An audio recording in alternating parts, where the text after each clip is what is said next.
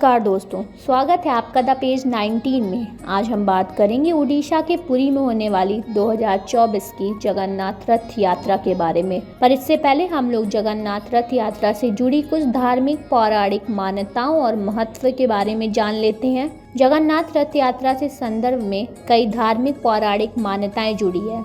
जगन्नाथ से आशय जगत के नाथ यानी भगवान विष्णु से है। हिंदू मान्यता के अनुसार ऐसा कहा जाता है कि हर व्यक्ति को अपने जीवन में एक बार जगन्नाथ मंदिर के दर्शन के लिए अवश्य जाना चाहिए।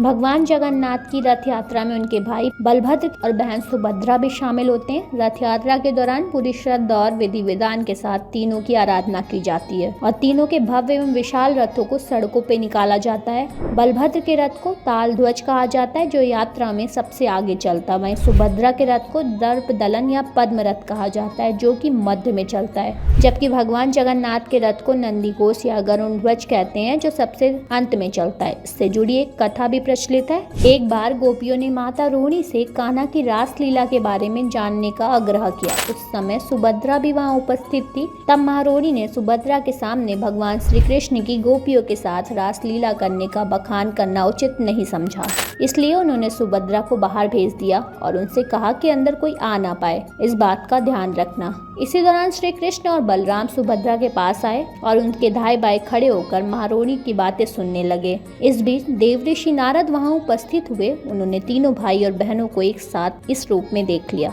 तब नारद जी ने तीनों को उसी रूप में दर्शन देने के लिए कहा। फिर तीनों ने नारद की इस मुराद को पूरा किया। जगन्नाथपुरी के मंदिर में इन तीनों की इसी रूप में दर्शन होते हैं। साथ ही ये भी बताया जाता है श्री कृष्ण को जगन्नाथ मंदिर से गुड़िचा मंदिर तक की रथ यात्रा कराई जाती है। कहा जाता है गुड़िचा भगवान श्री कृष्ण की सच्ची भक्त थी। उनकी इसी भक्ति का सम्मान करते हुए ये तीनों उनसे हर वर्ष मिलने जाते हैं। साथ ही इस यात्रा के धार्मिक एवं सांस्कृतिक दोनों महत्व हैं। धार्मिक दृष्टि से देखा जाए तो पूरी यात्रा भगवान जगन्नाथ को समर्पित है जो कि भगवान विष्णु के अवतार माने जाते हैं। हिंदू धर्म की आस्था के मुख्य केंद्र होने के कारण इस यात्रा का महत्व और भी बढ़ जाता है। कहते हैं कि जो कोई भक्त सच्चे मन से पूरी श्रद्धा के साथ इस यात्रा में शामिल होते हैं उसे मोक्ष प्राप्त होता है। इस यात्रा में शामिल होने के लिए देश विदेश से लाखों श्रद्धालु हिस्सा लेते हैं। इसी के साथ आपको बता दें कि इस साल जगन्नाथ रथ यात्रा 7 जुलाई 2024 को शुरू होगी। इसका समापन 16 जुलाई 2024 को होगा।